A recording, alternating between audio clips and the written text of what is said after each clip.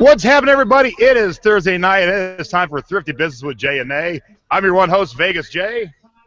And Philly Nay here. Hi, everybody. What's happening, Nay? And as we're started to do last week, we're going to say hi to our guest and let him say hello. Hi, Randy. Hello, Alabama Dusty. Do I have to say Dusty. just like Did that? I just say Randy? Oh, my goodness. My brain. I'm so sorry. Hello. There you go. So Dusty will be back in about half hour. Dusty's going to talk to us all about flea markets and junk stores and why he hates big box thrift stores. So that's what we're talking about today. So I'm going to say bye-bye. Feel free to take your pants off, stretch out, relax. We'll see you in about half hour, Dusty. Yes.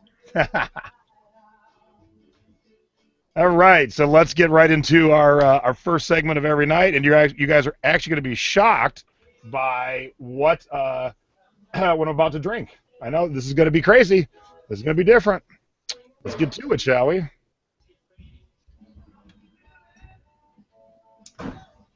We are starting with Jay's Tiki Talk. What has happened to my speaker? I don't know because we don't hear any music right now. There we go. There we go. We hear it now. Sheesh, that was crazy. All right, it is time for Jay's Tiki Talk. Now, usually I'm drinking rum. Not usually, always. Usually I'm drinking it out of a tiki mug. Oh, but not tonight. Nay, nay. No pun intended. Tonight, we are drinking Primo beer, which is a Hawaiian beer, out of this swell vintage Primo mug. And this Primo mug is a gift from one of our fans, Matt Fitzpatrick. Thank you very much. Very nice. And you might say, hey, Jay, I thought this was all about rum. Well, you know, when I go to Frankie's, I have a couple cocktails with rum. And I always have one Primo because Frankie's is one of the rare places you can actually get Primo. Primo is the only non-light beer that I like. So Nadine likes the thick, dark beer. Yes, I like light. The Guinness. I like light beer, but I like Primo. So Primo is very yummy. If you can get it, and you like beer, have one. If you're coming to ASD in Vegas here this weekend, when you go to Frankie's on Tuesday, get a Primo. So I probably would not like Primo. You wouldn't hate it, I would say. I mean, definitely watching what you drink. Yeah, you would not love it. I guess it's the Irish in me, but you would not hate it. I'm a stout and a porter. Yes. All right, we go from Tiki Talk to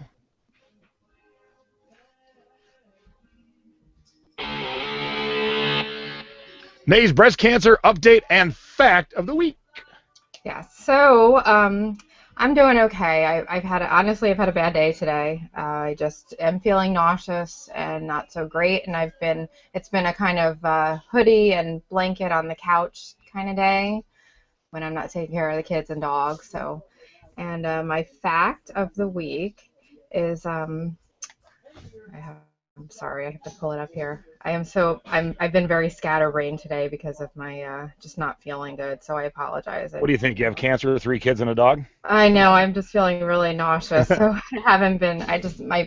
my brain has not been with it today, so I apologize. As you see, I even called our guests the wrong names. So, yeah.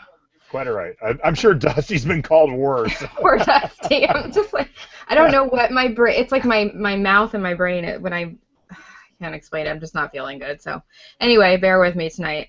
So there was a post from a hospital in Florida, and it was called the 10 things you should know about breast cancer but don't.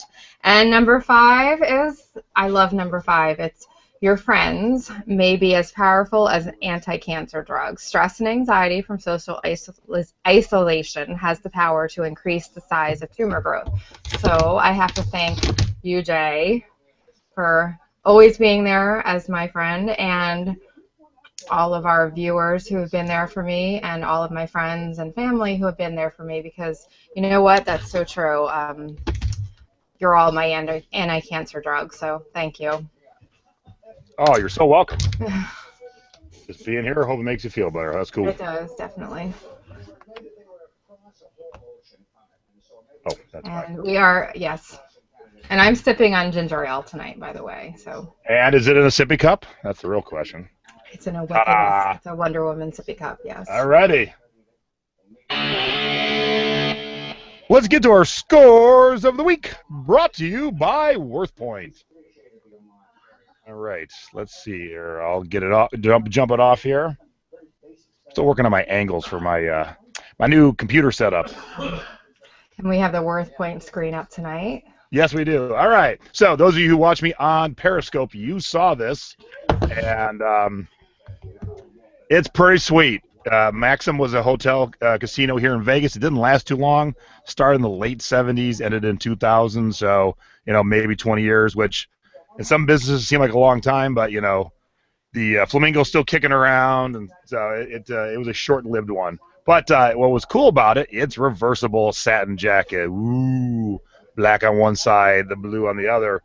And I put it up and sold it within 4 hours of listing it for $45. And I paid $4 whole for it on half off day. So. And what's going to be my question? Did you find a tag in the pocket? Yeah, actually I did. Okay. All right, my other score is something I bought on Thrift Hunters, and man, I just couldn't get the greatest picture. It's etched glass. So we tried outside, we tried on the black, we tried close-ups. I mean, it wasn't going well. It was one of the last things to sell, but it sold. It sold for $85, and I paid $6 for it at a garage sale on Thrift Hunters. So I was very happy. And this is a little example of how to source online. My wife, for Christmas, bought me a Foo Fighters gift pack. They were taking a bunch of their T-shirts. They were throwing 3 together, a couple stickers, a couple little other tchotchkes for like $25 for the whole lot.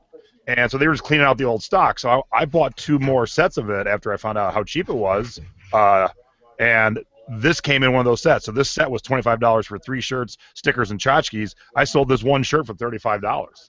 Awesome. So you can source online very easily. If you can't get off the couch for whatever reason, you can find stuff to flip. Push a button, it shows up at your front door, then you sell it. Yes, I've done that too. All right, there's yours. Okay, so that was my cha-ching from last week when I was in the middle of the show, and my picture could have been a little better on this, I will admit, but it was a set of 4 hand-painted toll tray. It's called toll painting, that type of painting. It's a specific type of painting, and it's also called toll wear. And it was a set of 4 little trays, and they sold for $39.99 with free shipping, and they were easy to ship. I actually was able to FOMO them, and off they went, and the buyer's happy. And the next one is... Yes, this was a score. It was $19.99 with free shipping, but the reason it was a score is these were just 2 vintage acrylic yarns. Obviously, it's an old Sears yarn that is obviously discontinued, but it came in. I get these big, huge lots of these bags of yarn at my thrift stores, usually at the Goodwill, but sometimes also at the Philly Aid Surf that we talk about a lot. They bag their lots, and this came out of one of those big bagged lots that I got for like $4.99, and I sold a bunch of other yarn as well. So, I mean, I probably paid, pennies on the dollar, for these, maybe $1 for both of them. And they sold for $19.99 with free shipping, and, they can go first class, so easy shipping. And then this one. Well, this one goes with the other one, and if you look at that, actually, Jay, that kind of is appropriate for you. That saying there on that. Haha! God only made a few perfect heads. The rest he covered with hair. Yes. So true. My head is nice and round. I lucked out. Yes, I've heard you say that before. So the reason that this is a score is because the same buyer bought this kit and that kit. So it was a $27 and change purchase, almost $30 purchase. Easy to ship, first class. They both went together in the same mailer. And again, I paid, those were both in lots, and I probably paid, maybe $1 for each, because they were all bagged up. So that was a good, when you have a multiple purchase buyer, that's always a good thing. Oh, yeah. And I have another score that's really important. Whoop! Wait a minute. I missed My a score. most important score Oh, is hang on a minute. Sorry. the one that comes with actual extra pictures, yes. Oh, yes. Sorry. My bad. My Yes. bad. Coming back. So- Coming back. Here we go. So I have a little score and a short little quick lesson for you guys. And this is a Pendleton, it's a vintage Pendleton pleated skirt, and it's specifically a Boyd tartan pattern. That's what the plaid is called. It actually says Boyd tartan on the inside of the tag. It's a specific type of plaid that is, and it's also it's very important to put virgin wool in there. That's another thing that buyers will look for, the Pendleton buyers. And it was a size 14. Now it's a vintage size 14, so I had to include the measurements. And the Pendleton buyers will also know that a vintage size 14 is not like your modern day. However, I sold mine for $49.99 with free shipping. And if you look at the solds, I pulled up all of the solds today that Jay should have some screen captures of. All right, hang on a sec. Yeah, so there should be 3 there. I know. I forgot. My bad. It's just a quick little lesson I wanted to share. Yeah. Well, where did the 3? Hang on a minute. I'm finding it. We had so many pictures today. Yes, we did have a lot. I see my catnap corner. Oh, yeah. I can't find it. All right, here we go. Now I can get all 3 of these up here. Okay, so yeah, that's great. We can get all 3. Yep, hang on a second. 1, 2, and then all 3. Yes, that's exactly what I wanted. Thank you. And they're not in order, but that's okay. So the one all the way to the right, So the one to the right should be number 1? That should be number. You have them exactly reversed, but that's fine. Okay, there we go. All right, now now they're right. Okay. Sorry, so everybody. what I did is I just pulled up all of and we can get the Sabre sale or whatever. I know. All right, so we're good. So I pulled up all of the Pendleton Boyd tartan skirts that had sold, and that's not including the ones that I found that did not have Boyd tartan in the title. I did find a couple of them. And if you can see, mine is $49.99. It's the highest sold one. All of those skirts are similar. Some are different sizes than mine. However, there was one that was a size, you can see there's a size 14. The one second to last is the identical same skirt as mine. And they sold it for $6.99 plus $9.78 shipping. Yeah, so and mine sold for the same skirt, $50. Identical skirt, same size, everything. Now it did sell around Christmas. I did see that. But they put ugly Christmas sweater party skirt and what? I would never call this thing. An ugly Christmas and skirt. They said red plaid pleated. The most important keywords weren't in there. The Boyd tartan wool wasn't in there. I would never call it an ugly Christmas sweater skirt. So I apologize if you're the person that did that listing, but I gotta say though, if you look, and everybody, I think somebody said it in the chat too. Yeah, Angelique said it. If you look at all these, what do we got? 12 up here or so. Mm-hmm. Nadine's picture is the nicest picture of all of these. That was the other thing I was going to comment. And some of my pictures are not as good as others. I will admit that because I'm always listening. Look, the one below Nate's is not bad, but the one in the lower right-hand corner on the door. On a door. It takes no time to grab a solid sheet from one of your beds and hang it on that door so you don't even notice it's a door. It takes no time. I purposely, that one it really popped on the black background. Looks awesome. So, and the green one isn't so bad, but anyway, my point is there was a size 18 in there, and that one went for $15.99. I could almost cry that seller let that skirt go for $15.99. That should have gone for higher than mine. So, little lesson there: use your keywords wisely, take good pictures, have a good listing, and don't undersell yourself. Don't be afraid to list your items high.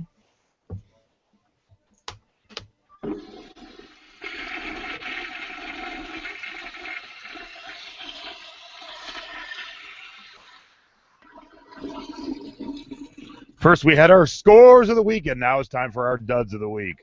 Let our mistakes not be yours. That's always been the reason we do our duds, and we want to share with you where we went off the rails on our purchases. So here's mine, and I bought this another item from Thrift Hunters, even though it's one of those, it's not showing the exact right price. I'll tell you what I sold it for. I'm not a Trekkie. I'm a Star Wars guy. I do like the new movies, but I'm definitely not a Trekkie. And so I thought, Trek's. Oh no, I'm sorry. Jesus, not even Star Trek. It's Battlestar Galactica. But still, I thought there was a good fan base of Battlestar Galactica. WTF? What the frack? And this was listed for a year and a half and finally sold for $13.50 with free shipping. So it was not exciting. So I will stay away from Battlestar Galactica T-shirts. And now I was always under the impression that Harley Davidson from far-flung places, which you have to go to get, would be a good seller. So I never did any research. However, if you look up Harley Davidson of Kuwait, you will see this T-shirt at least 20 times. And I had it listed for over a year, and I finally sold it for like $15. So, again, I was happy to get rid of it. I had no clue there'd be that many of this specific shirt, both in white and black, up for sale. Because I did no research, because I have knowledge in my head, but this is one of those times where the knowledge in my head did not equal the actual facts. Okay, so this is my dud for the week, my big dud. My point is, if you have something around your house to sell, it's not always worth it. Sometimes it's just better to just donate it. So this just never, I never used, it never got used. We bought it for my child, and we ended up having to actually lift the blind cords up and put them on a hook because he's just, it wasn't going to work with him. So they never actually got used. So I just sold, but sometimes if you have something that's, very predominant in stores and it's easy, it's just, and you're going to sell it for $5.80 with free shipping, it's better off just to donate it. So yep, get that right off. Yeah, so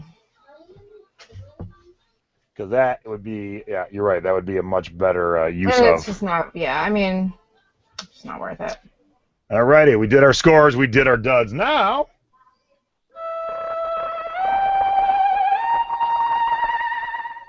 it is time for close encounters of the thrifty kind. All right, so if you watched our haul video this week, I went to this brand new sale at Savers. I won't go into the details here. Go back and watch our haul video. But the bottom line was fill a brown paper bag, the normal size from the grocery store, for $10. So fill whatever you can get. So if you were buying women's medium T-shirts, you could probably fit 40 in there, okay? A guy brought up 5 items. And the girl goes, $10. But she goes, you might as well fill a bag. And he goes, come on now. How about 3? This what Savers is not open to negotiation. They're trying something new. So at this moment, he's only paying $2 an item, and he got pissed. He kept going, come on, how about $3? And she's like, no, sir, what we're doing is $10 a bag. So she goes, you might as well go grab a few more things. You're going to pay $10. And he slammed them on the counter and stomped his feet and left like a little baby. Oh, my goodness. I'm just like, what? Dude, you're not going to find stuff cheaper today anywhere in the city. If you roll correctly. If you can roll tight, you can fill a bag. Yeah, that's crazy. So my close encounter is actually when we were thrifting in Philly, and we filmed our little 5-minute challenges. Do you remember the guy that came up to us? Oh, yeah. And right in the middle of our video, I was obviously filming Jay, and I was timing him on his 5 minutes in the first section, and he just came right into the middle and asked for the time, just randomly. So it was a little odd and funny because it was very obvious that we were filming and doing something there, and he just, yeah. And I'll tell you, that was you and I filming on an iPhone. When we were filming the TV show, there would be a full camera crew, and a guy would just walk in and go, "Hey, you got the time? Do you not see all of this going on around me here?" It's funny with everybody having smartphones and all. I mean, you would think everybody has a smartphone and a time, but yes. And everyone's asking me in the chat, did I buy his stuff? I didn't even think to look at it because I was rolling my own stuff, and then I watched him just be a brat, and I just was laughing. I was talking with the girls, and like, is he the only one that's done that today? And they're like, yes, that was him. All right, let's get into our thrifty tips of the week. So I'm going to get right into mine because it's talking about that sale. So here's my tip, and it just kind of came to me today. My wife and I both have Savers frequent shopper cards, and we are both signed up, so we both get the emails. Well, unfortunately, I did not get the email this week for this awesome sale, and she did. So my thrifty tip of the week is if you have a partner, a wife, a spouse, boyfriend, girlfriend, just a partner you go thrifting with, make sure you are both on the email list. I didn't get the email. Two local friends didn't get the email, but my wife Stacy got the email, and had she not gotten it, I wouldn't have known about this sale in advance. So make sure if you're on a thrift store email list, both of you are on it on different emails, just in case. Good tip. So my thrifty tip comes with 2 photos. Uh-oh, what photos? The shower head photos. Oh, where are those at? Oh no. Hang on. Like I said, we had so many photos tonight. I know there were a lot. I sent, and to be fair, I bombarded Jay with links and photos today because I was trying to catch up. All right, start talking. I'm gonna find them. Yeah. So my tip is that if you see something in a package that seems to be sealed in the box or sealed in the package, take a second look at it and make sure that it's actually new and sealed in the original package and it's the right item. Because the item that I found was a shower head, and it looked, and I have pictures of the shower head in the package, and it looked like a brand new shower head in the right package. But when I looked closer, I noticed actually quickly looked at it on my phone. It was $5.99. And I looked up this brand. It's Oxygenics, and I looked up the brand of the shower head, Boom. And they were selling for like 40. There you go. So they were selling for about $40 and up, and I said, "Oh, this is the score for $5.99." And then I looked closer, and I realized that the shower head that was in there did not match the one that I was looking at online, and the one that was in the package had rust spots and water corrosion on it, and it didn't match the shape of, if you look at the first photo there, you'll see like the contour of the package there. It didn't match. So someone had taken their old shower head. They had I apparently bought the Oxygenics new shower head, and they just put their old shower head in the new box and donated it to the thrift store. So you really have to watch out and make sure that the item that it's really a new in package and it's in the correct package. So just pay attention to that kind of stuff, because I would have really had a dud there had I spent the $5.99 on that shower head. Yeah, that's a sons of bitches trying to trick people. Well, I mean, they donated it in the package, and yeah, you're right. But yeah, you got to keep your eyes open. Yes. Got to. You have got to be shipping me. Renee and I give you shipping tips. Typically, Nays is what to do, and mine is what not to do. And today, definitely mine is a what not to do. So I bought a CD that I bought from one place. I'm going to flip for 3 times the money on another place, and that'll be a lesson for a different day when it actually sells. CDs should be going in number 0 bubble mailers at the bubble mailer. It's a number 0. It's a perfect size for a CD. Putting them in a plain white envelope that you hand wrote the address on. Come on, you got to be more professional than this. It was torn into because this is just an envelope, and they took time to wrap the CD in bubble. Hey, you know what? Just buy a number 0 mailer that has built-in bubble, and you don't have to go through this. And this definitely does not look professional. This looks way nice and professional when you have a nice printed out label on it. So do not use just plain envelopes. And there's not much to break to a CD. You could crack the case. Cases are easily replaceable, but don't make your customer go through that. And look how nasty this looks. Blech. Yeah, it doesn't look professional. So my shipping tip also involves sorry, I was kind of laughing, a craft mailer. So my tip is that if you use the FOMO method, which we all know is the padded flat rate envelopes, you can do the same thing with a craft envelope and save yourself some money and let it go first class if it's under £1 now, because first class rate, which I learned about a little later than everyone else. I know, because I remember you were on the show and you said 16 ounces, and I said, wait, it's 13 ounces, and I wasn't updated. So, but since it's now 16 ounces, which is obviously £1, you can FOMO anything that's £1 or under, and have it go first class, which is going to be save you money, and it doesn't have to go in the padded flat rate. So you can use these craft mailers that I buy, and you can buy them from Bubble Fast online, and it's the same thing as the padded flat rate, but it'll go first class. So same method, FOMO it, and off it goes. All right, now it is time for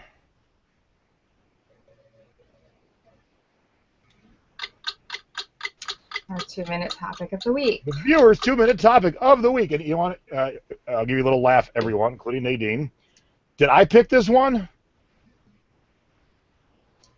Yes, you did. Okay, well, I didn't pick this one. I picked a different one, but I said the wrong name to Nadine. So I actually have something prepped for a totally different question. You told me Angela's. I asked you. I said, what do you think about these two? And you said Angela. I know. I said the wrong name, so I'm going to be really off the cuff since I wasn't prepared for this question. So let me read it real quick.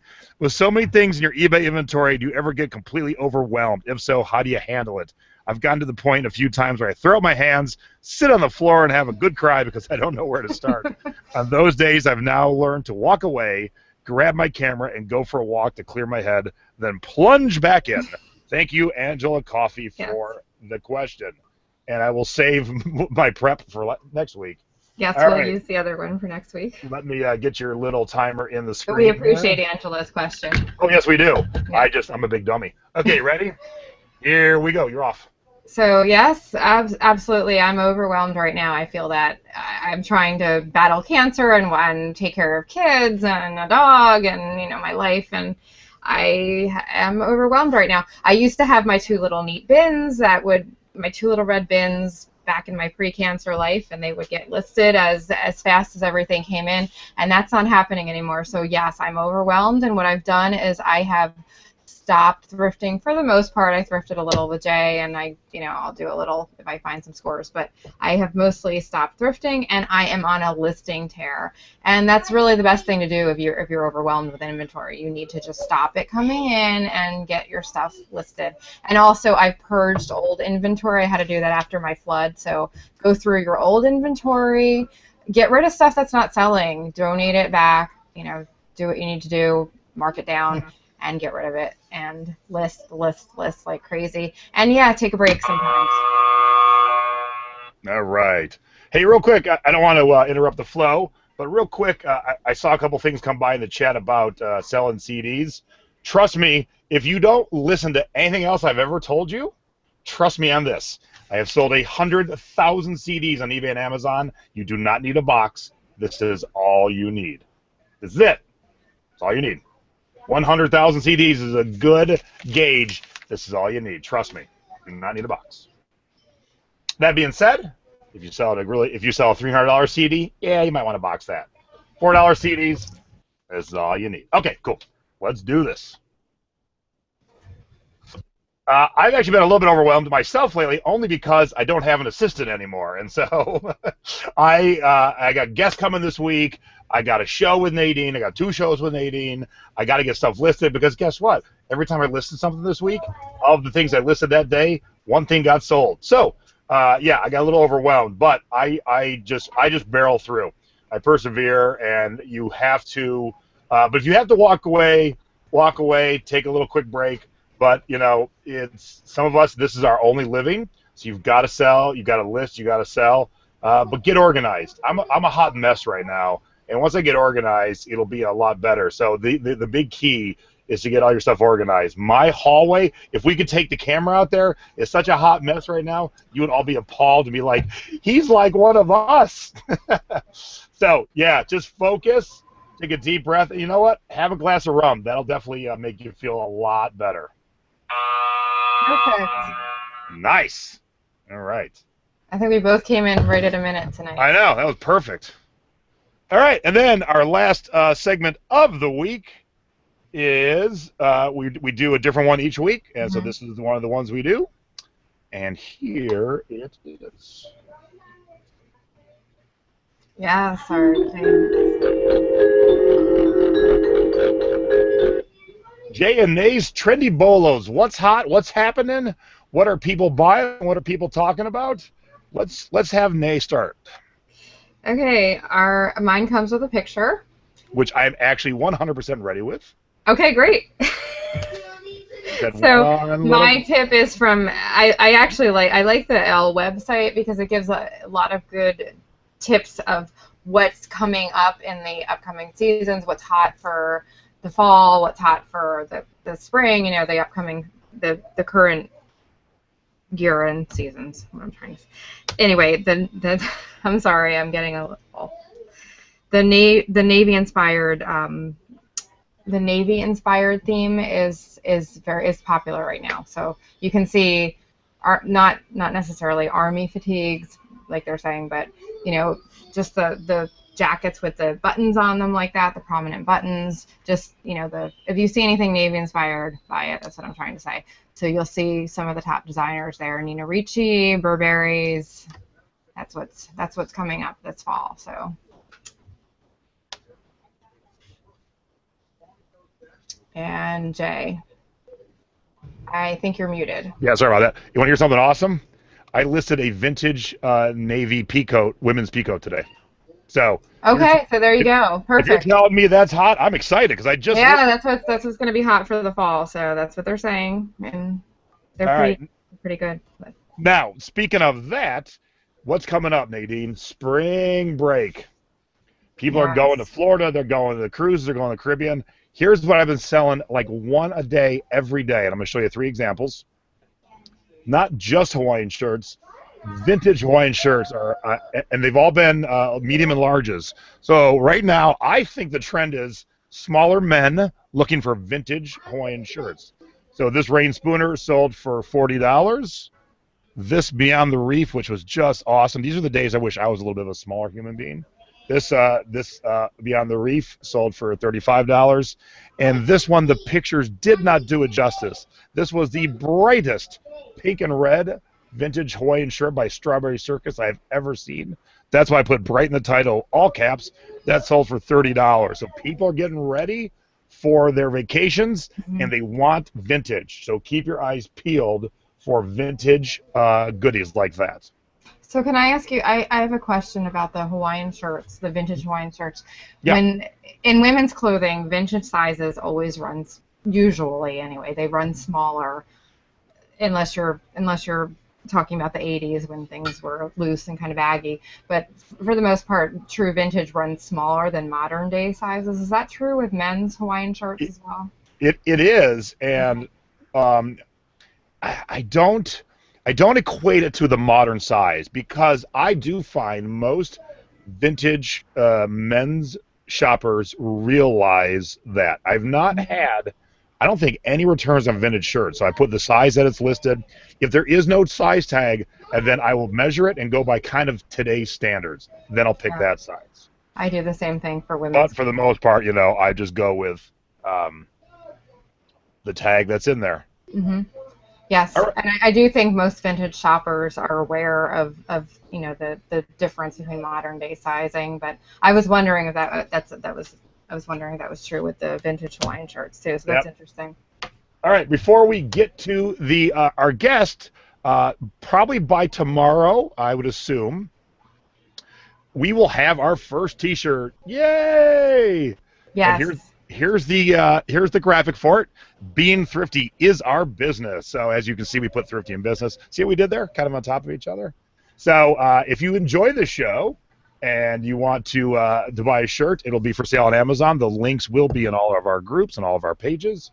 But it's kind of a cool shirt, and it'll be our first one, and we'll definitely do different ones. But one night I'm sitting around and I'm like, I got an idea. Being thrifty is our business. So that's our shirt. It'll be out tomorrow. So everything from kids small to men's 3X.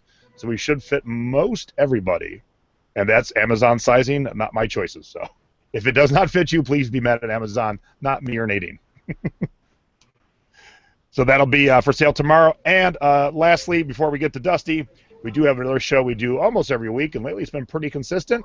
It is our Thrift Haul show, and I think we're due for a full-on guest episode again I'm not thrifting. My hallway's a mess. You're not thrifting because you're busy. So let's find someone who has a full haul, and let's get a guest on there. So pop over to our fan page, Thrifty Business with J and A, and say, hey, J and A, I want you to critique my thrift haul.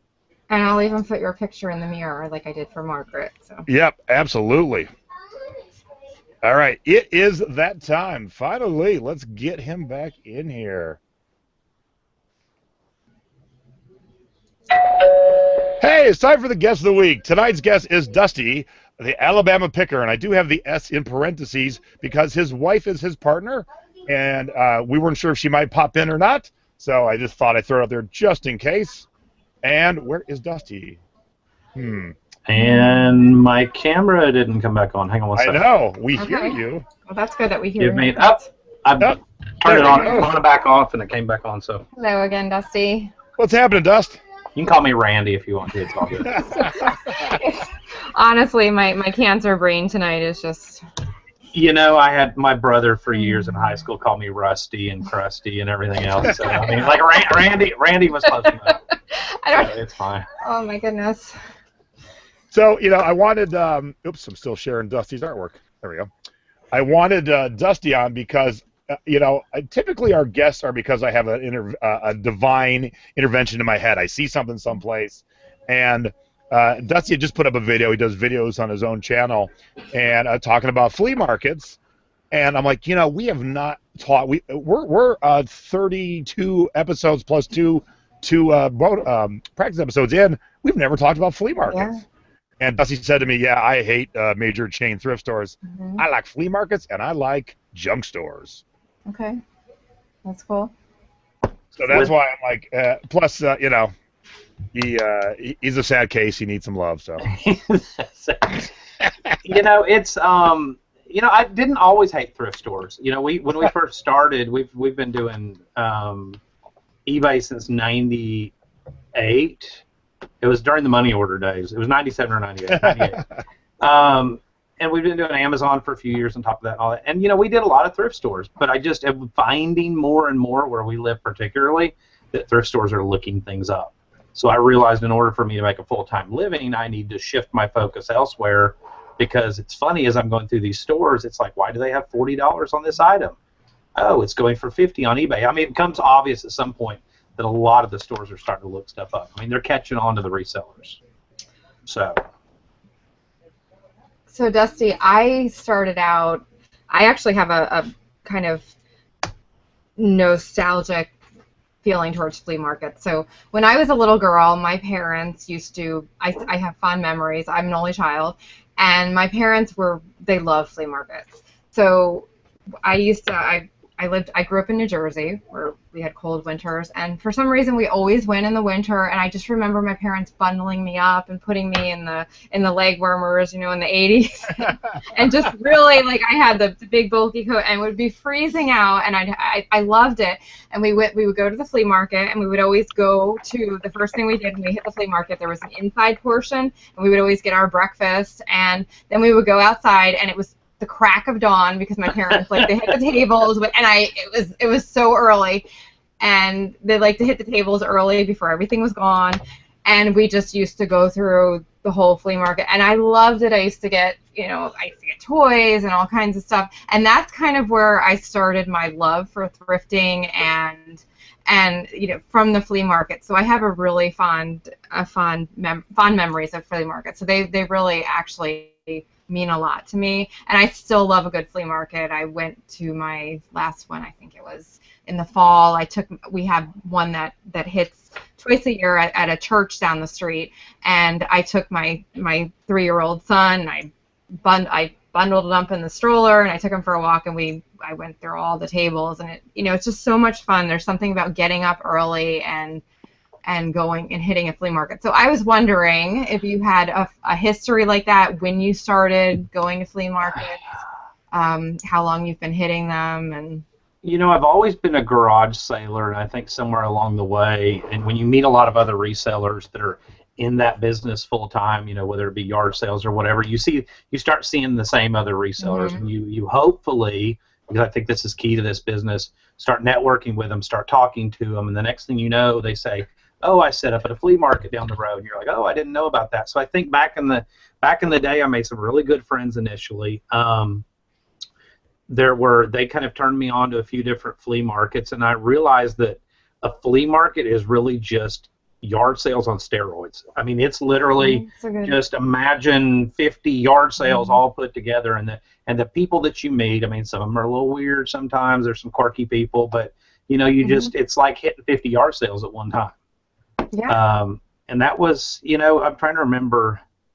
Gosh, I'm a couple years younger than Jason. I won't say how much, but 2. But I started really kind of, I mean, even before my reselling career, I remember hitting estate sales and hitting flea markets because I like to refinish furniture. That was kind of a passion of mine. And so it's just always kind of been, I enjoy that. I don't do the butt crack of dawn as much anymore. I think that comes with age. I don't do it like I should, but I still enjoy getting out there when it's cold and bundling up and going. Yeah, and you're in Alabama, so you probably have yard sales all year round, I would assume. We're in North Alabama. Like Huntsville is actually about 30 miles from the Tennessee state line. So we had snow a couple weeks ago. It gets cold.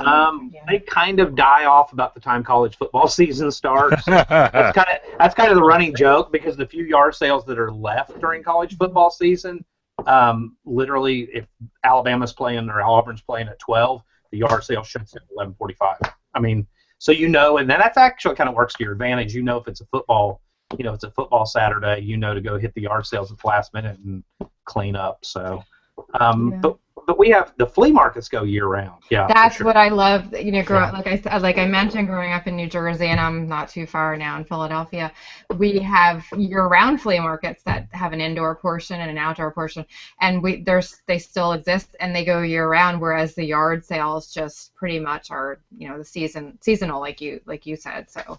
Right. Yeah. Yeah, Dusty, you've ever been to the Rose Bowl flea market? I have not been to the Rose Bowl flea market. All right, so I'm gonna share a picture for those of you who've never been to the Rose Bowl. And let me tell you, I think the Rose Bowl is priced appropriately, but it is so. Whoops, I'm on the wrong page. It is so massive, it'll blow your mind. So this aerial shot is just a quarter of the vendors. See, that's awesome. Yeah. So and here's how big the Rose Bowl is, and that's once a month. If you move at a fast clip and only glance at every booth and only stop when something catches your eye, it'll take you 7.5 hours. If you actually stop and go to every booth and look around, you'll only hit about half. And I'm the kind of guy that's got to hit it all. So I'm cooking, man. I'm cooking when I hit Rose Bowl. So if you ever get out this way, Dusty, make sure we plan it so we go on that Sunday. We should go tackle it together. Yeah, that's cool. Of course, with my luck, I would find the one, the boxes of stuff I wanted to buy at the very end of it when my car's parked at the other end. So. Yeah, probably. It's funny. Real quick, we wanted to film there for Thrift Hunters, and the network kept saying, "No, that's too fancy. Pasadena, California is too fancy, and it's not going to relate with Middle America." I go, I'm taking it known from Spike has ever been to the Rose Bowl, because when you walk in, the stuff you hit first, it's nicer. Bougie kind of vintage stuff. But when you get to the back corner, it's rider trucks full of clothing. They just push out the door of the rider truck in a big mountain, and then you just start digging. I go, there ain't nothing fancy about that. You glove up and go in. Yeah, that's great. So the umbrellas, I just have to say, those umbrellas just triggered another memory. In the early 2000s, I went to Europe, and I hit a couple of flea markets in Europe, and I remember a specific one in Belgium, and it was all under umbrellas like that, and it was just blocks, and it was awesome. And you find more like antique and older stuff over there than you do here at the flea market. So that was a fun experience. Yeah, and every flea market's different. Like we have a flea market. We have one flea market that's about 20 miles from here. It's which for a town the size of Huntsville is like, wow, that's a long way away. But it's kind of I lovingly call it the cheap Chinese flea market, because everything there is like crappy import stuff. But then we have the one that's like off in the bad part of town. That's the permanent. That's all they do in this field. and it's a flea market every Friday, Saturday, Sunday, and that's where I find the good stuff. Do you hit it weekly, Dusty? I don't, and I honestly have not been there in a while. I've kind of, I kind of fight. I don't have seasonal depression, but when wintertime comes, I tend to buy a lot of stuff during summer, fall, and then kind of like a squirrel, kind of live off that for a few, like I have garages and buildings and boxes full of stuff. So, Dusty, the Alabama squirrel. I really am. But, somebody had asked, and you brought that up, with the people toward the back with the mounds of the stuff in the U-Haul. Somebody, and I hope I'm not jumping ahead with the questions, but somebody had asked, where do you tend to start? If you don't mind if I handle. Yeah, that's a great question. Oh yeah. Did we say her name? No, we had that question, and it's a very good question that we had, so we should give her credit for it. Sorry, and I just jumped ahead. No, it's okay. Susan, there were a couple parts to the question, correct? Yeah, I'm trying to find it too. Hold on. Yeah. Yep, it's Susan Van Slyke. When going to a flea market, do you have a plan for shopping? I.e., do you start in the front or the back, or do you go to certain dealers first? I love that question. Mm-hmm. That was an excellent question. Thank you, Susan. Yeah, great question. With the particular flea markets that I go to, it is permanent booths set up front, so those are the dealers. There are good dealers. Now, with that said, there are good dealers and bad dealers. There's ones that clear out storage units every week, or that clear out, clean out houses every week, so their inventory is constantly rotating.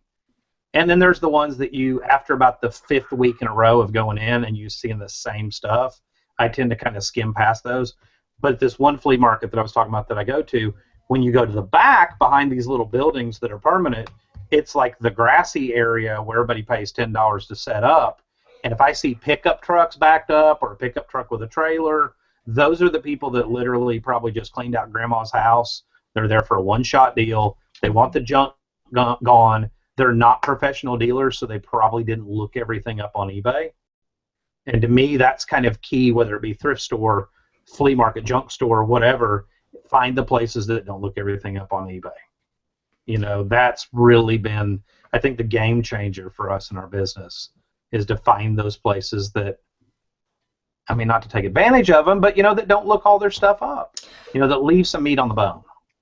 I think you find that, too, with the flea markets. There's kind of fixed flea markets that are there, that are a fixed permanent, you know what I'm saying, they're a permanent fixture. And then there's the flea markets that a certain church will have, a couple times a year, and I think those type of flea markets, you find more of the non-professional kind of people selling out of their, their garage or their house or whatever. And I think that's what I found, but maybe I'm wrong. I don't know what your take on that is. If I see a guy that's running a booth and he's talking on a flip phone, for instance, that tells me he probably didn't look any of his stuff up on the internet. And if you asked him, he would probably say, "What's the internet?" And I mean, that's awful. That's awful to say, but it's kind of it kind of takes just kind of walking in and kind of summing things up very quickly, And usually you can look at 2 or 3 or 4 items, and if everything, you're looking on your phone, you got the eBay app out, and you're looking, you're like, no. I mean, it kind of becomes obvious pretty quick what you're dealing with. And when you're somewhere, especially like, let's say, the Rose Bowl flea market, I mean, you obviously want to be as fast as possible, because you don't have time to hit 750 umbrellas, 750 booths. Yeah. So you just kind of you learn to go with your gut and kind of develop a sixth sense, so to speak. And when you find a booth that all of a sudden you're finding a lot of good stuff, they got the old reel-to-reel stuff out there and everything's priced really cheap, stick around and start digging through boxes of stuff, One thing I want to add to the flea market discussion is there are flea markets in every state, in every major city, in every nook and cranny. And there she is. I told her to hit you in the head with a frying pan. I'm gonna bring her in, but I have a bad echo, so she can't hear anything. So I'm on the feed. She's got it on her phone though. So. But what I was gonna say is, when you travel, and if you travel with a partner who doesn't mind flea markets, and although my wife does not love thrifting, she does like flea markets. We're going to New York City in April, And there is a good, between like Brooklyn and in Manhattan, there's a good 6 flea markets we're going to hit between that Saturday and Sunday. So don't forget to plan ahead. Get your Google Maps or just Google, look up flea markets, see what's close to you, because nothing's better than getting up early in a different city and seeing what they're selling. It is fun to see what people have in the big bad city. Because Right. what's in Alabama is way different than what's in Cleveland, what's in Vegas, and way different than what's in Manhattan. But I found some cool shit in Manhattan for a good price too. I bring home a full suitcase full of goodies from the flea markets of Manhattan and Brooklyn. It is, and that's another great point too. What works for me may not work for you, or what that wasn't planned. Sorry. What works for somebody over here, like you probably find a lot of Hawaiian shirts. You find tiki mugs. You're in an area where you'd find that. I can count on one hand in 20 years of doing this how many tiki mugs I found, because Huntsville, Alabama is not really the hotbed of tiki mugs. But I find You're true there. I don't think we have a tiki bar within like 600 miles. But but at the same time, we have a lot of rocket scientists here, because this was the space and rocket, center for the 50s, 60s, 70s. Those people, those estates are now ending. Those people are now passing away, let's say, for lack of a better term, and those estates are now being liquidated. And so, I was in an estate sale the day before yesterday, and this guy was a rocket scientist. So he's got, the company that comes in that's liquidating everything. I mean, just books and books and books full of like rocket science stuff. Those are good money. That's good. That's good. eBay should hit me upside the head with a frying pan. I was told too. But that's good. So I find stuff like that on a regular basis. So do I know anything about rocket science? Obviously not. But I've learned to I've learned to keep my eye out for that stuff and make that my niche, so to speak. But it's just it just depends. Like you said, you go to the big city and it's like totally different than what you're finding in Vegas or Pennsylvania or wherever else. It's weird. Yeah, the Hell's Kitchen flea market's awesome. It's on a main street, and they block it off on Saturdays and Sundays, and it's just people who live nearby dragging the crap out of their apartments. And if you've been in New York, most people live in apartments about the size of this office. But I was shocked by the cool stuff, the cool vintage stuff we brought home at good prices. Most was stuff to keep, but most were priced that I could flip it for a profit. So I luck out. My wife likes flea markets, so I always hunt them down and I plan it all out. So when we get to New York City Thursday night, we got a concert on Friday night, but Saturday and Sunday morning, man, I got it all mapped out. Flea markets all across the city. And I think, I see so many people that are new to this business, and one of the biggest hurdles for me was that branching out and finding that unusual stuff and stuff you're not used to. I have no idea what y'all are typing, but yeah, I'm laughing too. We saw it at the same time. I'm not watching the chat right now. But one of the things, and I've said this before on other shows and on our channel, one of the biggest game changers for me was to realize to try. Your brain, your mind, your eye automatically wants to go toward things that you are comfortable with, that seem familiar, things that whether it be like Jason's tiki mugs and Hawaiian shirts. If that's all he ever looked for in a thrift store, he would spend a lot of his day probably striking out or whatever. But at the same time, if you learn to kind of think backwards, and I don't know how to explain that, but if you learn to if your eye sees something, you go, I don't know what that is. Instead of skipping over it, go back to it, and say, wow, I don't know what that is. Maybe I should check that out. And that's really been for us where you find the weird, the rare, the stuff that I normally would walk by and because I don't know anything about it. Well, I mean that's like the most. That's the most perfect segue into your scores, Dust. I mean, you just said like the weird, the rare. The one thing I don't know what the hell it is. So let's get into your scores. Let's get into your scores. All right. So here's your first one. Was here. Okay. All right. Do you want to ask me, or do you want me to tell you? No. Just start talk about your scores here. That actually came from a flea market here a week or so ago. That was buried underneath a bunch of junk behind the guy's display counter, and he said I could go back there and I could dig. And I saw Smith & Wesson on a box, and I said, is there a gun in that? And he said, no, it's just the box. And he sold it to me for $10 or $15. and I took a best offer on that of $90. That's actually a vintage 22 auto pistol. It was just the zippered case. It was just the original paperwork, everything else. I had a guy offer like 50, and I counter offered at like 75 because I paid $10 or $15 for it. So I was happy with that profit. And before he could answer, thank goodness, a guy came along and offered 90, so I took that. But and how long was it listed? A day and a half. Day. So yeah, I'm a quick flip person. Y'all will figure that out. It's I don't get attached to anything. Now I'm starting to see a theme here, Alabama. You know, I actually went through and when you had requested the pictures, and I was like, what's interesting that I can talk about? That actually, I do a lot of mom and pop junk stores, and that was a subject. If we get time, we'll talk about that. But I do a lot of mom and pop junk stores that aren't your typical. They are quote unquote thrift stores. You won't find them in the yellow pages. They do storage unit auctions, and they literally drag the junk back to their store and just throw it in there with no price gun, no nothing. That was actually buried in a box full of stuff. I said, "What do you want for this gun scope?" He's like, $5. I didn't know if it was going to be a good one or not, and got home and did a little research on that particular model and went, holy cow, they only made, I think it was 150 of those originally for special ops for the military to test out. And, sorry. Don't apologize for selling stuff. It wasn't anything exciting though. That's what sucked. So yeah, that was one of the original whatever, and I didn't really know what to price it at. I do use WorthPoint. I believe strongly in WorthPoint. There really wasn't a whole lot going on there either, and so I threw out $500 their best offer. I got a couple low balls, and then somebody came along, didn't even make an offer, and paid the full $500. And I gotta say, Dusty, that's a good tip. You know, did you? And I know the answer, but I'm going to ask it so that everybody else can hear it. The guy said $5. Did you hem and haw at all? Did you waste time looking it up there, or did you just throw him the $5 and walk out? No, I mean I bundled with him, but I said yeah, throw it in my pile. You didn't waste any time. I watch people as analysis paralysis. They look up every single thing. To me, and I'm not a gun guy, but to me, $5, easy pickup. You can overanalyze that, but it was heavy quality metal. It had a mount on it with a lot of little screws and stuff, and I'm like, this has got to be worth at least $20. So $5 is a no-brainer.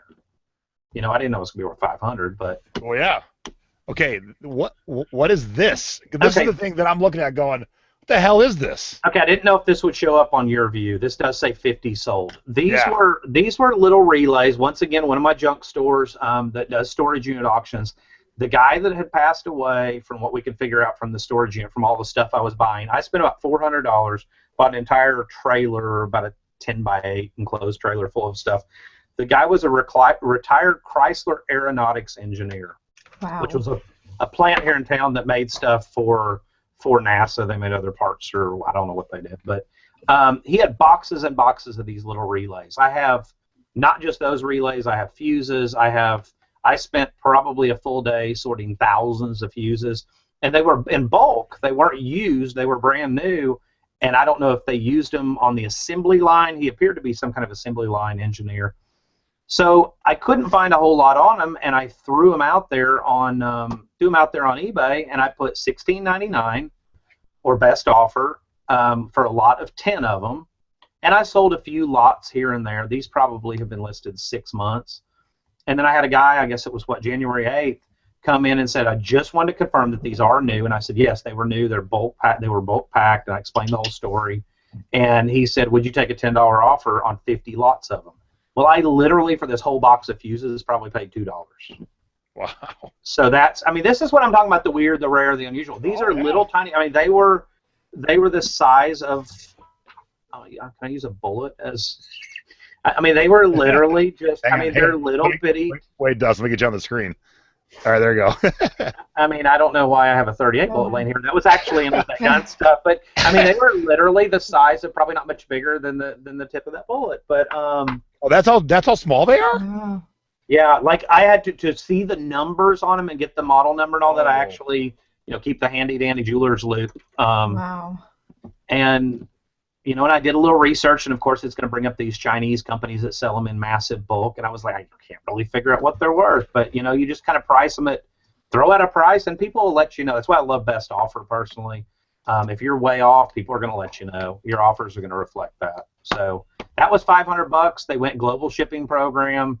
So the nice thing about living in North Alabama, Kentucky is not very far. They actually, all those fit in one of the little 6x6x5 priority mail boxes. Yeah, I probably could have FOMO'd them and thrown them in something else. I was like, for $500, I'm going to give the guy a box. But all right, let's take a quick poll of the three people on the show. Nadine, at this moment, without moving, could you grab a bullet and show us? No, definitely not. Let me ask myself. Nope, couldn't grab a bullet and show us. Hey, I got beard. I got beard oil. I mean, I got everything. If you could see my desk, it's kind of embarrassing, but yeah. Jay probably has beard oil within reach, I would assume. No, I don't have within reach, but I definitely have no bullets within reach. None. And then I know exactly what this is because I didn't play the soprano, but I did play a saxophone all through school.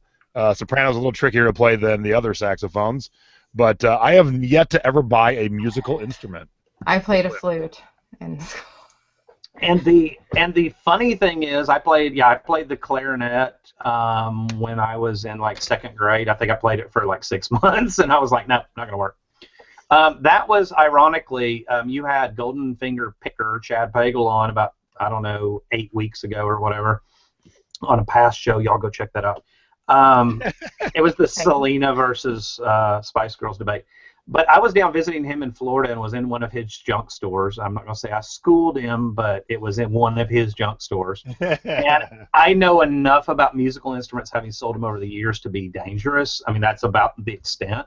I know if I see Yamaha on something, usually it's higher end.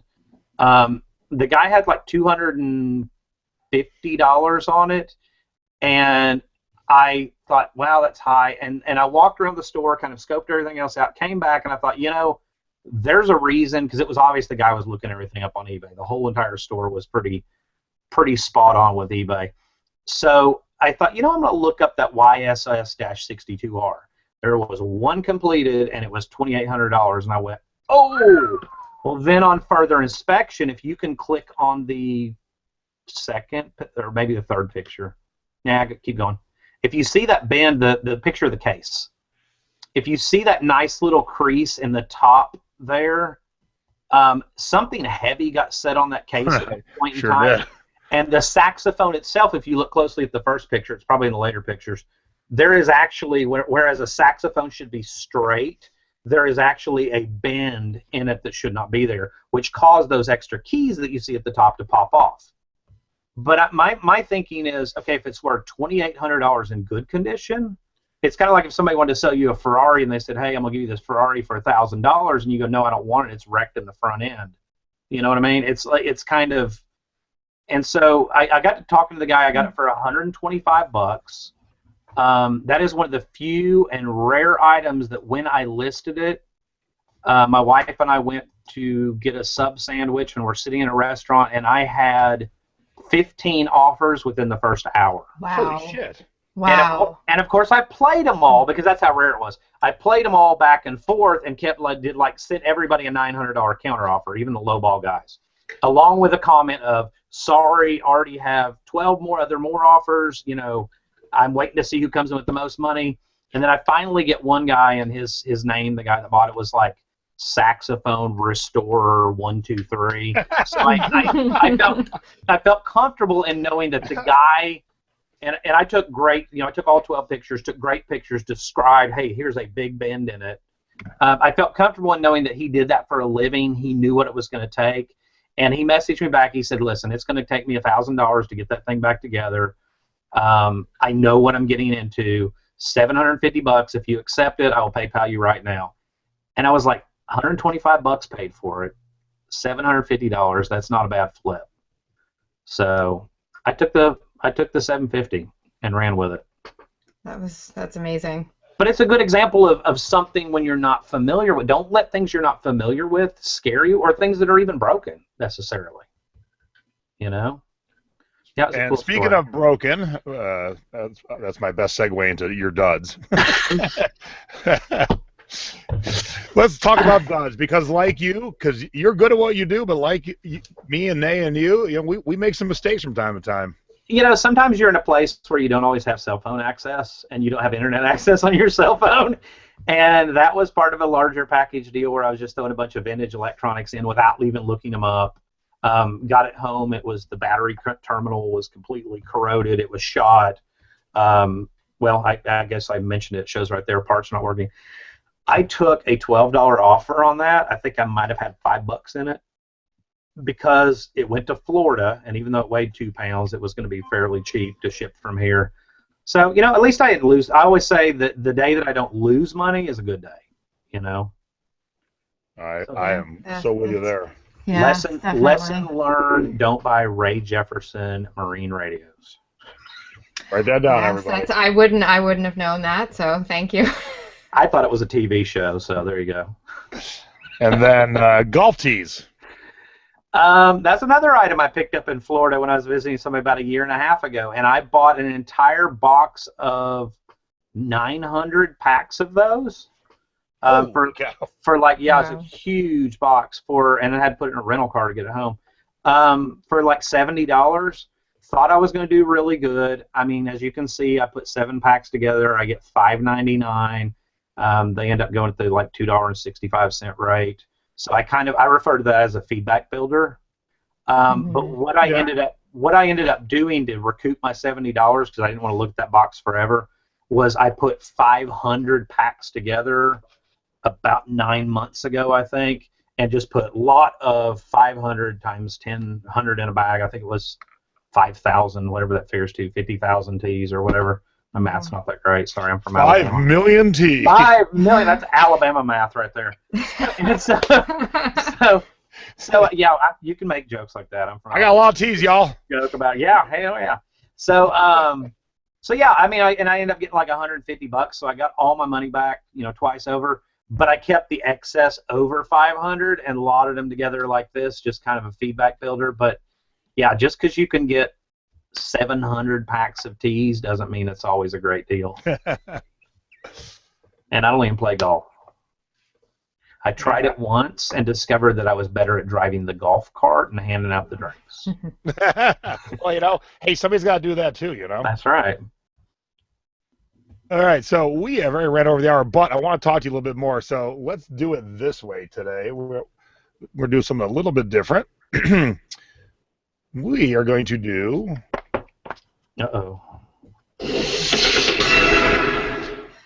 Our bonus tip of the week, brought to you by our guest, Dusty.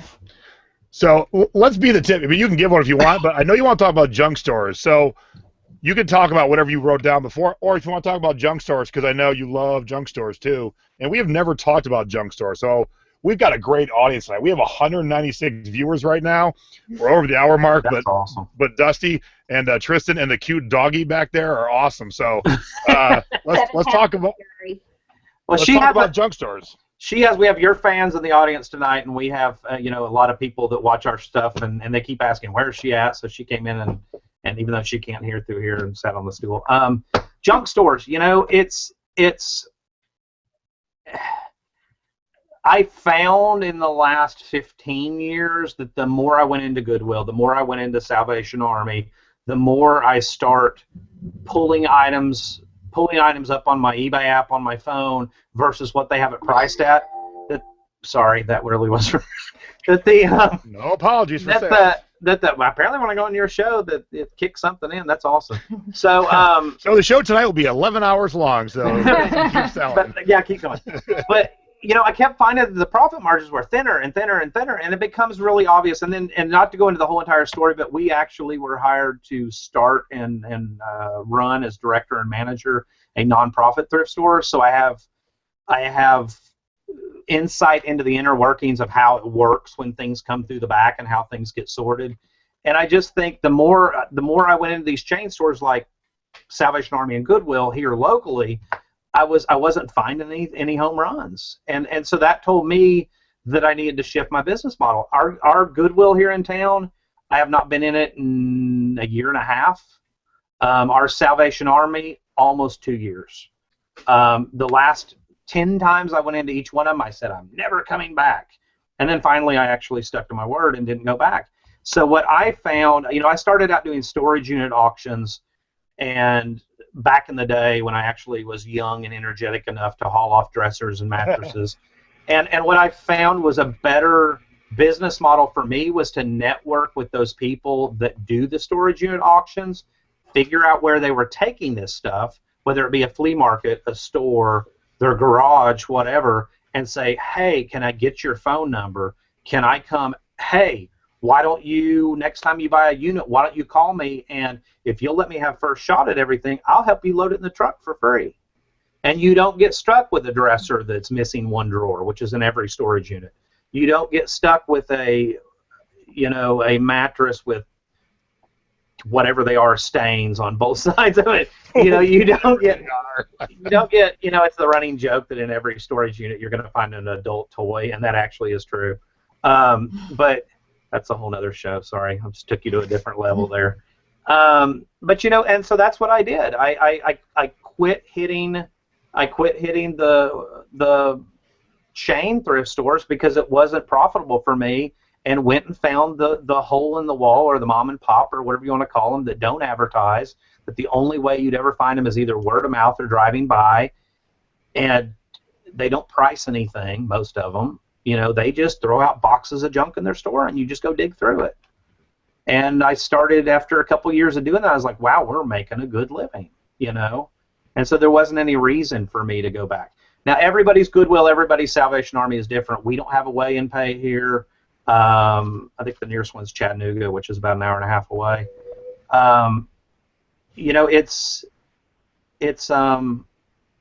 Yours may be great. Our Goodwill here, personally, is all Target return merchandise. There are no antiques. There are no collectibles. You're not going to find a tiki mug. It's all Target return clearance stuff. So, it's you're just looking hard enough, I think. No. It's a tiny store, and we have one in this town that's like 250,000 people. So it's, if you find something's not working, just because Jason says, and I'm picking on you, sorry. If Jason says, hey, Goodwills are awesome, if you go to your town and you find out they're not awesome, then don't do it. Or if I say, hey, storage unit junk stores are great, and you go in your town and you find they're not awesome, figure out what works for you. And if you start going to these places and start finding home run after home run, keep going back. Do what works for you. Don't listen to, I'm not saying don't listen to you, sorry, I just totally. And by the way, I would never say Goodwills are awesome, because I don't never. But hey, I want to say something real quick before it disappears in the chat. Barbara said there's no junk stores like that in Dallas or the area. And I think, Barbara, and I mean, I could be wrong, but like Dusty just said, I rolled across a thrift store the other day in this town, the town I live in, the town I made a TV show in, that I'd never seen before.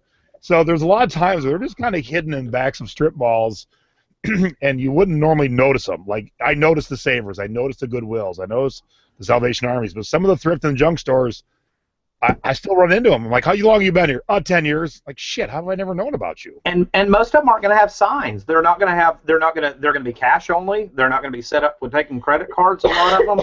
They're going to operate, their only phone number they have is a cell phone number. I'm telling you, the best way to find those kind of stores, and I guarantee you, Barbara, in Dallas, Fort Worth, somebody's buying those storage units, and they are going somewhere. And you have 100 times more storage units than what we do here, probably going through the auction block. Look them up. They're usually in the legal section of your paper. Go to them. Talk to people. I mean, you kind of do have to have to be somewhat of a talker, and which obviously I'm not. And you do have to at the hour and 15-minute mark. You do have to somewhat kind of network with people. You do have to get out there. I mean, while you're standing around waiting on the auctioneer, just listen. Even if you don't talk to them, listen, and you'll hear people talk about, hey, I got this last week, or I've got this store over there, or ask them, do you sell this stuff? When a guy wins a bid on a unit, say, hey, do you have a store where you're going to be selling that stuff? And if he tells you yes, say, do you mind if I come by? I mean, and once everybody in that type of business, most of the junk men, as I call them, they all know each other. Once you find one, you'll start finding more and more and more. And that really is, I mean, they're in every town. Every town has storage units. Every town has storage units that get defaulted on.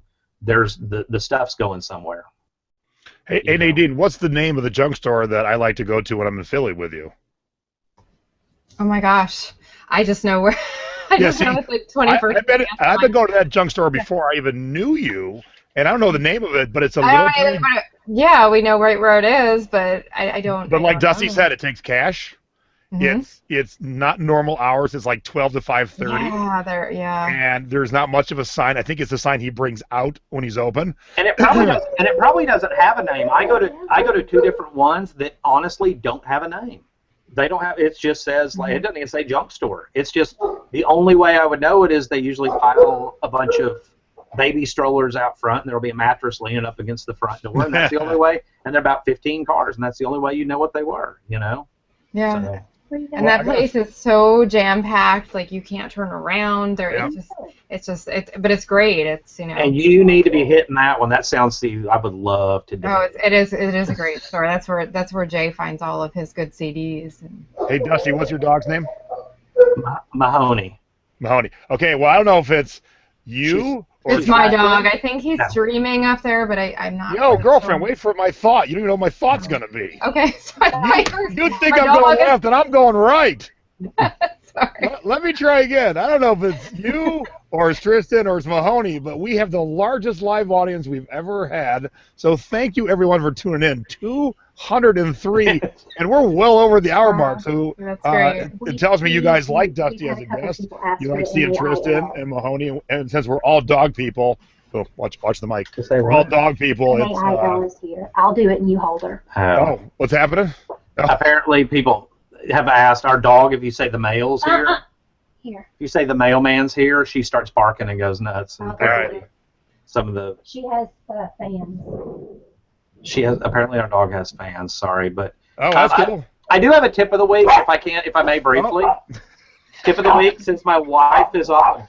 And nothing to me is brief, dude. You should have known that. See, listen, mail's here. The mailman's here. The mailman doesn't run at night, so Okay, that's enough. This is a daily thing when our mail lady picks up all the packages. Tip of the week, if you'll lean that way just a little bit, Tris. Lighting. Lighting is everything. I don't know if any of your previous guests have covered that as a tip. Those are lighting soft boxes. I did have an umbrella before that. And before that, I actually had one of those little hardware store aluminum reflectors. I paid $70 off Amazon for that set of light soft boxes. I do not take good pictures. Guys, you can be, and I did see my sales increase after my pictures got better. You can be the worst picture taker in the world. As long as you can hold a camera steady, if you have good lighting, your pictures will turn out good. She has 7 pounds of furry. And that's an awesome tip. Yeah, I mean, and Nadine being a graphic design artist will fully agree about good pictures. My speech the last year has been, look at these pictures. These suck. Look at my pictures. They don't suck. And I'm not a photographer, but I have an eye and I have a thought that, where's my phone at? A lot of people, we're still timing. A lot of people are shopping on this. And this is a 6 Plus, there's a lot of people on a 4. So you got to make your picture so it shows up somewhat on a small smartphone. We had a whole discussion today. There are 2 people in our group that have a Windows phone. What? Yes. But you got to remember that people aren't. Right now, I am looking at 4 giant computer monitors.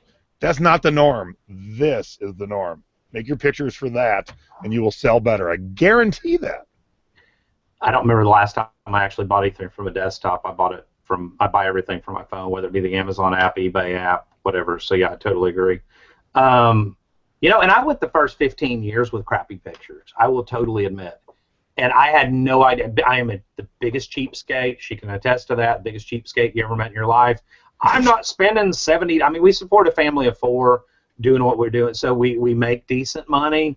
We're not the Trumps and not getting rich, but oh wow, that was the wrong name to probably pick. Wow. But I'm not the Kardashians. That was the first rich name that popped in my head. Wow, man. So not Hillary Clinton. you were not. know, I was too cheap to spend $70, $79 on a set of softboxes. The minute I did it, I looked at her and I said, I should have done this 10 years ago. Oh, yeah. Like, what was I thinking trying to use these little yellowed looking floodlights and these aluminum hardware store reflectors, and I'd have like 10 of them all around, and you get reflection. But Nadine probably knows better than that. But well, actually, I don't have room for a lighting setup. We have a family of 5, and we're in a small Philly house. City houses here are a lot smaller, and so space is not a premium. So unfortunately, I have to take all of my pictures in natural lighting, and so I really need to get a lighting setup, but I just have nowhere to put it. So. But as you can see, like especially in that skirt picture, she makes do with what she has. So I that's do, the key. and I also have the Photoshop skills too, so that I can, some of my pictures, honestly, like some of the lesser expensive items, my pictures should be better. But no, your pictures looked great. But for my more, I will bring them into Photoshop, and I'll make sure that they have the right background, that they're perfectly square, so I will spend a little extra time, but natural lighting is my key, because you don't get the shadows, and right. We have a big, a very, very brightly lit 3rd floor. So if I take my pictures, usually like late morning, early afternoon, I get great natural lighting, and there's no shadows. It's perfect. But if I had the light setup, I could take my photos at 2 a.m. and it wouldn't matter. But unfortunately, I just don't have the space. So. But you've got the natural light, and like you said, you know how to do Photoshop. And if you told me to open Photoshop, I would just look at it and be like, huh. And I don't and I don't really I don't doctor my photos because I want to show all the flaws and all the. But what I do is I'll knock out the background. I'll make if something is reds are more difficult. So if something looks the shade is off or whatever, I'll color correct it to make sure it looks more like the actual color, especially when you're dealing with clothing. That's important. So. All right, well, this was an awesome show. 2 things. I got to pee. And okay. my wife just got home, and I haven't seen her since Sunday. So okay. I'm going to wrap this up for many reasons. But I mean, I want to thank the Alabama gang here, all 3 of them, because you guys were awesome. I know the reason we had a big turnout tonight was because of you guys, and so I'd like to thank everyone who is watching. I want to thank you guys for coming in and sharing. We ask a lot of our guests. We want them to share their tips and tricks, and doing that could build competition against themselves. And so far, we've never had a guest who's like, nope. So it's all about. I'm all about teaching and helping others, and I know every one of our guests have been too. So do me a favor, click on subscribe. Whoops, subscribe down here. Click on like down here. Yes, I see we have a few more dislikes than normal since we never have any. I wonder what that's all about. I know it's not Dusty. I know somebody went and spent $5 on Fiverr, but that's cool. You can do whatever you want, because guess what? You did it on the night I had my biggest audience. We had our biggest audience tonight, Nay. That's awesome. Yeah, that's great. That's awesome. Yeah, so whatever. We do that. Oh, sorry, go ahead. Go ahead, Dust. Yeah. We do have a YouTube channel. We do try to give. Can I plug my channel? I should. Absolutely. Please plug away. Whatever you want to plug. I can't get the little 3rd thing like Jason has to pop I don't know what's going on for some reason. So yeah, we do have. If you just go to YouTube, search Alabama Pickers, it's going to pop up. We just try to help other people be able to do this full time, because that was always our dream. So we can pay it forward, pay it back. So thank y'all for having us. Yeah, here, I'll show your channel real quick, because lower 3rd for the last 3 guests didn't work. I don't know what the hell's going on, because in this setup, Nadine's just a guest because I control the show, and her lower 3rd works. So I don't know, but here, I'll do a screen share so you guys can see your YouTube channel, and there it is, Alabama Pickers. So it's pretty easy. 2 words that are very easy to spell, unless you're from Alabama. And they do a lot of ride-alongs. They're a good husband and wife duo, and they're, and I watched one where Tristan was sick in the back seat laying down. So, Dusty's put it up there no matter how they're feeling. They've got something to share or tell you. put it out to the world. Especially when I've had margaritas. It gets posted. I don't even know how to edit, so I can't, I mean, I really don't. Hey, it's all good. So thank you guys for being our guest. Thank you, Nadine, for being my co-host. And thank you to everyone who tuned in tonight. Oh, next week, we're Wednesday, right? Yes, we're Wednesday night. Yes. Okay, Nadine's got something to do on Thursday, so next week, I don't have a guest yet, but next week, make sure to put it in your calendar, in your notebooks, write it down, put it on your phone, whatever you do. Next week, it will be Wednesday, same time, same channel, just different day, all right? Wednesday next week. Have a good day, everybody, and a good evening. Thank you all for tuning in. We love you all. Thank you. Thank you. Ta-ta.